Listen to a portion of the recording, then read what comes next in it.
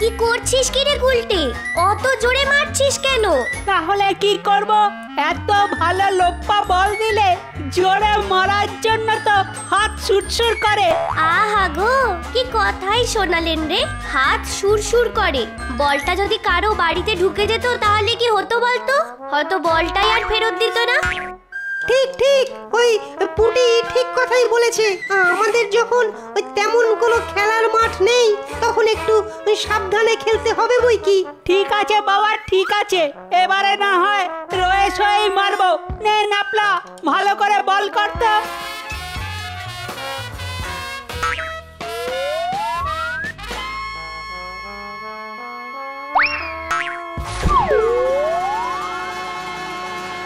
সর্বনাশ, বলটা যে হারান জেঠুদের বাড়িতে ঢুকে গেল। হারান জেঠিমা তো খুব খিটখিটে, এবার কি হবে? কে রে হতচ্ছাড়া বদমাইশের দল, আমার ঠাকুর ঘরে খেলার বল ঢুকিয়ে দিল। ও তোরা আজ আবার আমার বাড়ির সামনে এসে জড়ো হয়েছিস? সেদিন অমন খেদানি খাওয়ার পরও শিক্ষা হয়নি তোদের? ভুল হয়ে গেছে জেঠি, এই নাক কান মুলে বলছি, আর কখনো তোমার বাড়ির সামনে খেলতে আসবো না। তুমি শুধু আজকের মতো আমাদের বলটা দিয়ে দাও। মামার বাড়ির আবদার আর কি? যা পাবি না বল, পালা পালা এখান থেকে পালা। কি রে, কথা কানে গেল না? এরপরে যদি দাঁড়িয়ে থাকিস না তাহলে ঘর থেকে লাঠি এনে এমন 2-4 ঘা দেব, বুঝবি তখন মজা। এ কি কথা বলছো মন্ত্রী? রাজকোষ একেবারে ফাঁকা? হ্যাঁ মহারাজ, সত্যি কথা বলতে কি রাজকোষের এমন অবস্থা, সামনের মাসে রাজকর্মচারীদের বেতন দেওয়া হয়তো সম্ভব হবে না। কি সর্বনাশ! আচ্ছা মন্ত্রী, প্রজাদের কাছ থেকে বকেয়া খাজনা বাবদ কত টাকা পাওয়া যেতে পারে? খুবই সামান্য মহারাজ, যেটুকু বকেয়া আছে তা দিয়ে অর্থাভাব মিটবে না। তাহলে তো খুবই সমস্যা। আচ্ছা, নবাবের কাছ থেকে ধার চাইলে কেমন হয়? সেটা কি খুব সম্মানের হবে? আমাদের অর্থাভাবের কথা জেনে গেলে নবাব হয়তো নানা রকমভাবে আমাদের ওপর চাপ সৃষ্টি করতে পারেন। তাহলে কি করা যায়? আমি বলি কি, এই দুর্দিনে কিছু জমি বিক্রি করে দিন। হ্যাঁ, জমি বিক্রি করে দেব? হ্যাঁ, আপনার অনেক জমি তো অনাবাদি হয়ে এমনি এমনি পড়ে আছে, সেগুলো বিক্রি করে এই অর্থাভাব আপাতত খানিকটা সামলানো যেতে পারে। কথাটা নেহাত খারাপ বলনি, কিন্তু খরিদ্দার কোথায় পাবো? মানে কৃষ্ণনগরে জমি কেনার মতো সচ্ছল লোক কোথায়? শুধু কৃষ্ণনগরের কথা ভাবছেন কেন মহারাজ? কৃষ্ণনগরের বাইরেও এমন লোক আছে যারা হাসতে হাসতে 50-100 বিঘে জমি কিনে নিতে পারে। এই, তোমার জানাশোনা কেউ আছে নাকি?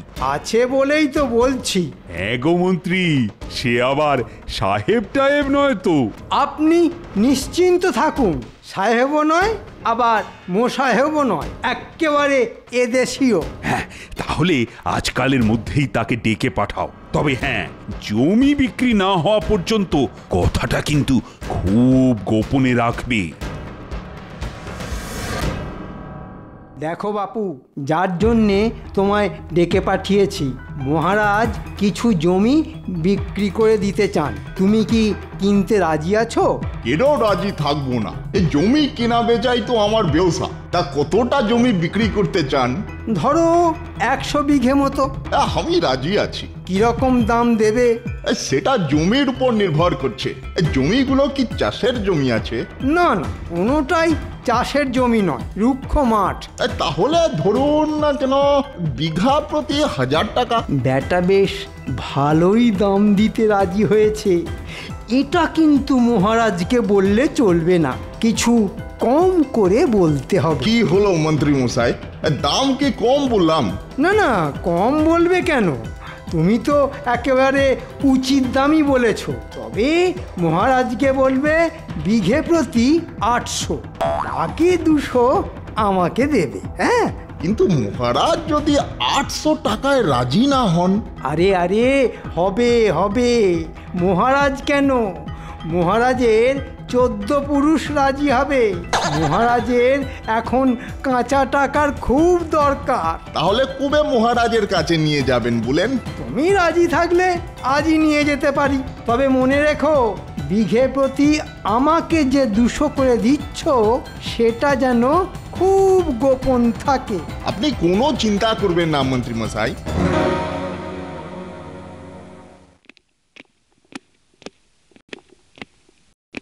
মহারাজ, এই সেই জমি ব্যবসায়ী যে 100 বিঘে জমি কিনতে রাজি আছে। ভালো ভালো, খুব ভালো। তা ব্যবসায়ী বিঘে প্রতি কত দেবে? জি মহারাজ, আপনার মন্ত্রী মশাইয়ের কাছ থেকে যা শুনলাম তাতে তো সব জমিটাই চাষের অযোগ্য। এই জমির তো বেশি দাম হয় না, তবুও আমি বিঘে প্রতি 800 টাকা দিতে রাজি আছি। 800? বড্ড কম হয়ে গেল না? মানে নিদেন পক্ষে আরো 100 করে বাড়াও। না মহারাজ, এক পয়সাও বাড়াতে পারবো না।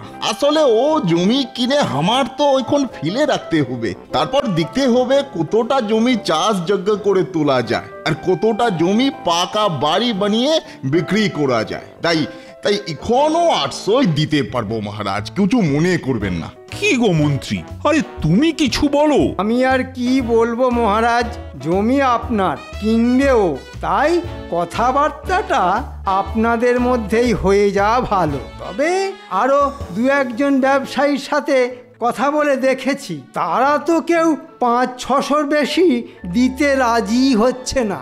ও, তাহলে আর কি করা যাবে? ঠিক আছে, 800ই না হয় দিও। তা বায়নার টাকা কি এখনই দিয়ে যাব? না না না না, এখন নয়, কাল একবার রাজসভায় ব্যাপারটা আলোচনা করিনি। সর্বনাশ, রাজসভায় আলোচনা করলেই গোপাল বাগড়া দিতে পারে। হয়তো বলবে রাজকোষে কেন টাকা নেই তার হিসেব দাও, কিংবা বলবে আরো 2-4 জন খদ্দের সাথে কথা বলা হোক। ওটি একেবারে করতে যাবেন না মহারাজ, নানা মুনি নানান মত দেবে, জানেন না অতি সন্ন্যাসীতে গাজন নষ্ট হয়ে যায়। হ্যাঁ, সেটা অবশ্য ঠিক। তাহলে ওই কথাই থাক। ব্যবসায়ী, তুমি আজই মহারাজের হাতে বায়না বাবদ 1050 টাকা দিয়ে দাও।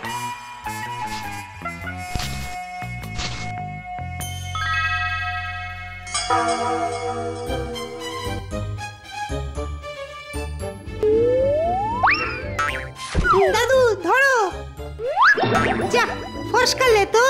দাদু ছুটে গিয়ে ধরো না। ওহ, ওসব ছুটোছুটি আমার পোষাবে না রে বাবা। দেখছিস না ভুঁড়ির ভারে কেমন কাত মেরে গেছি। এই জ্বালার মতো ভুঁড়ি নিয়ে কি ছোটা যায়? মাঠে যখন এসেছো তখন একটু ছোটাছুটি করো, দেখবে ভুঁড়ি দুদিনেই কমে যাবে। মামার বাড়ির আবদার আর কি বলে, আমার কত যত্নের ভুঁড়ি। বাবা, এই ভুঁড়ি আর এই চকচকে মুড়ি, এই দুটোই যে আমার পরিচয়। এরা আবার কারা? এই শোন, ও যে নারকেল গাছ আর এইদিকে এই যে তাল গাছ, এটাই হচ্ছে জমির নিশানা। কাল লোকজন এনে খুঁটি পুঁতে জমির চারিদিকে বেড়া দিয়ে দিবি, ঠিক আছে? ব্যাপারটা কি হলো? এই জমি তো রাজ সম্পত্তি। এই লোকটা কি যে বেড়া দিয়ে দেবার কথা বলছে? এই যে মশাই, আপনার পরিচয়টা কি জানতে পারি? আমি একজন সামান্য ব্যবসায়ী। সে না হয় বুঝলাম, কিন্তু এই জমিটা বেড়া দিয়ে দেবার কথা বলছেন কেন? জমিনটা আমি কিনে নিয়েছি যে। আর শুধু এটাই না, এই কৃষ্ণনগরের এখানে ওখানে 100 বিঘে জমি আমি কিনেছি মহারাজ কৃষ্ণচন্দ্রের কাছ থেকে। আশ্চর্য, এত বড় একটা কেনা বেচা হয়ে গেল, অথচ আমি জানতে পারলাম না। আচ্ছা ভাই, বলছিলাম কি, এই জমিটায় এই সব বাচ্চাগুলো খেলে, তা আপনার লোক বেড়া দিয়ে দিলে এরা সব খেলবে কোথায়? আসলে সারা রাজ্যে এদের খেলার মতো তো কোনো খেলার মাঠ নেই। এ আমি কি করব, ছোটদের খেলার মাঠ নেই তো এ তো মহারাজ কৃষ্ণচন্দ্রের ব্যর্থতা। ঠিক আছে ভাই, আপনারা বেড়া টেড়া দিন, আমরা চলে যাচ্ছি। এই চলে আয়, চলে আয় সব।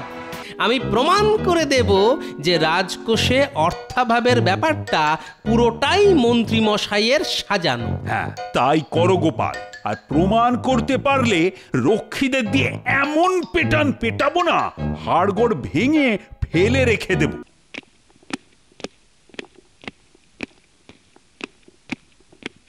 মহারাজ আসতে পারি কি? এসো এসো, বলো বলো কি বলবে। এসব কি শুনছি মহারাজ, আপনি নাকি ভিনদেশি এক জমি ব্যবসায়ীর কাছে 100 বিঘে জমি বিক্রি করে দিয়েছেন? হ্যাঁ করেছি তো। না মানে জমি বিক্রি করার খুবই কি প্রয়োজন ছিল? হ্যাঁ প্রয়োজন ছিল। আরে প্রয়োজন না থাকলে কেউ কি এমনি এমনি জমি বিক্রি করে? মহারাজ আপনি এই রাজ্যের রাজা, আপনার কি এমন প্রয়োজন হয়ে পড়ল যে ভিনদেশি ব্যবসায়ীর কাছে জমি বিক্রি করে দিলেন? মহারাজ টাকার দরকার থাকলে আমাদের তো বলতে পারতেন, আমরা না হয় কিছু কিছু করে কিনে নিতাম। না, প্রজাদের কাছে জমি বিক্রি করতে আমার মর্যাদায় লাগে। বাহ মহারাজ বাহ, যারা আপনার নিজের লোক তাদের কাছে জমি বিক্রি করতে আপনার মর্যাদায় লাগলো, অথচ অজানা অচেনা একজনকে বিক্রি করে দিতে আত্মমর্যাদায় ঘা লাগলো না। বাহ চমৎকার। গোপাল, মুখ সামলে কথা বলো। সামান্য এক ভাঁড় হয়ে রাজার কাজের সমালোচনা করতে এসো না। ঠিক আছে মহারাজ, এই আজ থেকে আমি মুখে কুলুপ দিলাম, এরপর কোনো প্রয়োজনে আপনি আমার মুখ খোলাতে পারবেন না। গোপাল তো বেশ রেগে গেছে দেখছি। না না না না, এক্ষুনি মিষ্টি কথা বলে ওর রাগ কমাতে হবে। আরে এই গোপাল, আহা এত রেগে গেলে কেন? আসলে আমার দিকটা একটু ভেবে দেখার চেষ্টা করো। দেখো, মন্ত্রী এসে বলল রাজকোষ একেবারে ফাঁকা, মানে অবস্থা এমন হয়ে দাঁড়িয়েছে যে রাজকর্মচারীদের মাইনেই দেওয়া যাবে না। তখন মানে বাধ্য হয়ে। বুঝেছি মহারাজ, তাই বাধ্য হয়ে কাউকে কিছু না জানিয়ে এই জমি বিক্রির সিদ্ধান্ত নিয়েছেন। তা মহারাজ আপনি তো এর আগে কোনো জমি টমি বিক্রি করেননি, তা হুট বলতে পুট এই জমি ব্যবসায়ীর সন্ধান আপনি পেলেন কোথায়? আমি আবার কোথায় পাবো? ওই মন্ত্রী তো নিয়ে এলো। এখানেও তাহলে সেই মন্ত্রী এসে বলল রাজকোষে টাকা নেই, তারপর মন্ত্রী জমি কেনার লোক ধরে নিয়ে এল। ঠিক আছে মহারাজ, আমার যা বোঝার তা সব বোঝা হয়ে গেছে, আমি চললাম। এই গোপাল, দুম করে এলে আর হুম করে চলে যাচ্ছ যে। আমার ওপর তোমার রাগ পড়েছে তো? এই কাল রাজসভায় আসছো তো? এই যা চলেই গেল। রাজকোষে কি সত্যি টাকা নেই? না থাকলে গেল কোথায় সব? না, পুরো ব্যাপারটা বুঝতে হচ্ছে। দিনের আলো কমে আসছে, যাই একবার মন্ত্রীর বাড়ির আশপাশ থেকে একটু টহল মেরে আসি। কেন জানি না আমার মন বলছে ওখানে গেলেই এই জমি বিক্রির রহস্যের কিছু না কিছু হদিশ ঠিক পেয়ে যাব। গিন্নি, আমি একটু আসছি।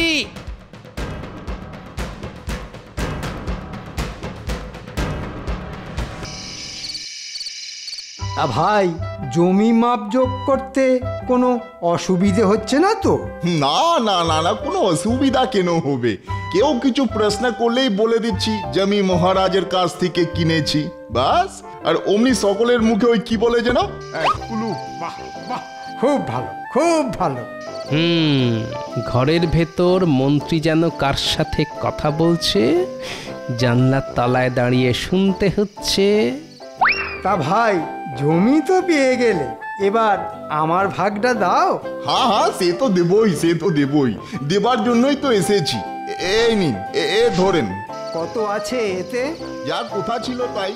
বিঘে প্রতি মহারাজ 800 আর আপনি 200।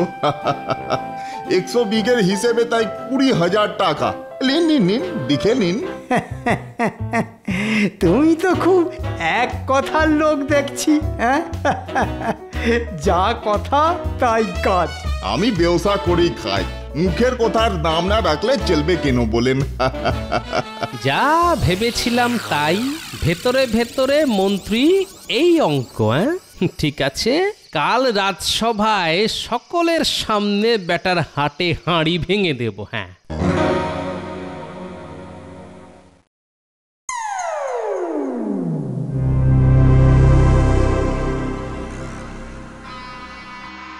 কি ব্যাপার মহারাজ? সদানন্দ মানুষ আপনি, আজ কেন নিরানন্দ?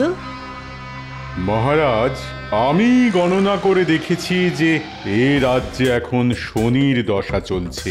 রাজ্যে এখন সম্পত্তি বেচাবেচি শুরু হবে, আর সব কিছু হবে ঘরের শত্রু বিভীষণের হাত ধরে। সভাকবি আর রাজ্যোতিষী যা দিল না, যা বলতে শিখিয়েছি তাই সব বলে দিল গড়গড় করে। তাহলে তোমার গণনা এই কথাই বলছে? হ্যাঁ মহারাজ, এই কথাই তো বলছে। আপনি তো জানেন আমার গণনা কখনো মিথ্যে হয় না। সভাকবি, তুমি বললে আমি নিরানন্দ কেন? আসলে হয়েছে কি, কোষাগারে বড়ই অর্থাভাব চলছে, তাই তোমাদের কাউকে কিছু না জানিয়ে শুধু ওই মন্ত্রীর সাথে পরামর্শ করে 100 বিঘে জমি আমি বিক্রি করে দিয়েছি। মা, সে কি কথা? জমি বেচা মানে তো লক্ষ্মী বেচা। ঠিকই বলেছ, তাই না বড় মনোকষ্টে আছি। এই দেখো, মহারাজ আবার কাঁদুনি গাইতে শুরু করে দিলে যে। হ্যাঁ মহারাজ, একটা কথা না বলে পারছি না। কোষাগারে হঠাৎ করে অর্থাভাব হলো কেন?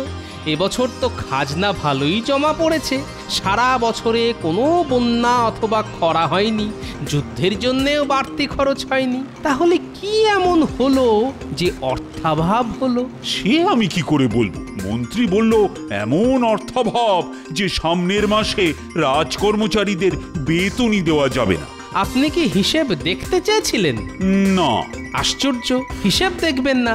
মহারাজ, এ তো সংসারের টাকা নয় যে হুট বলতে খরচ হয়ে গিয়ে টানাটানি পড়ে গেল। এ তো রাজকোষ।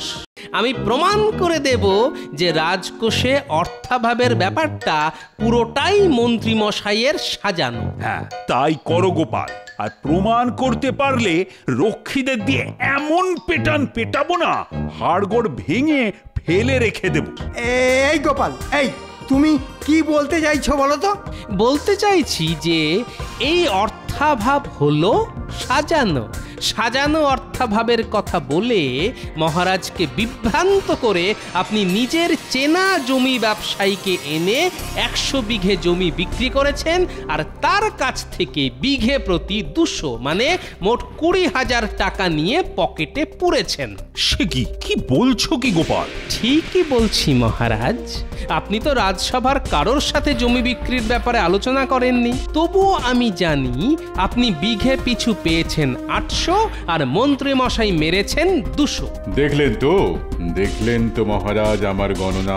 ঘরের শত্রু বিভীষণের হাত ধরে কেমন সম্পত্তি কেনা বেচা শুরু হয়ে গেছে।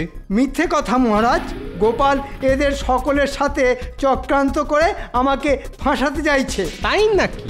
কিন্তু কাল রাতে যখন ওই জমি ব্যবসায়ী আপনাকে টাকা দিচ্ছিল, তখন আমি যে আপনার জানলার তলায় দাঁড়িয়ে সব কিছু শুনে ফেলেছি। সর্বনাশ! এ তো যেখানে বাঘের ভয় সেখানেই সন্ধে হয়ে বসে আছে। এই মন্ত্রী, গোপালের কথার জবাব দাও। মানে আমি আবার বলছি, গোপাল কিন্তু আমার নামে মিথ্যে কথা বলছে। মিথ্যে বলছি? আচ্ছা, ঠিক আছে, তাহলে ডেকে পাঠানো হোক সেই জমি ব্যবসায়ীকে। সে এসে নিজের মুখে বলুক আমি মিথ্যে বলছি না আপনি মিথ্যে বলছেন। রক্ষী, দেখো তো, একটা লোক জমিতে মাপজোক করে জমিতে বেড়া লাগাচ্ছে, তাকে একবার ডেকে নিয়ে এসো তো। আবার রক্ষী কেন মহারাজ? আমি নিজে গিয়ে তাকে ডেকে আনছি। না না না, সেটি হবে না। কে বলতে পারে যে আপনি আবার তাকে শিখিয়ে পড়িয়ে নিয়ে আসবেন না? যাও রক্ষী, এক্ষুনি তাকে ডেকে নিয়ে এসো। আচ্ছা ব্যবসায়ী, সত্যি করে বলো তো, বিঘে প্রতি মন্ত্রীকে তুমি কত করে দিয়েছো? তাহলে সবটা খুলেই বলি। বিঘে প্রতি আমি দাম বলেছিলাম 1000 টাকা।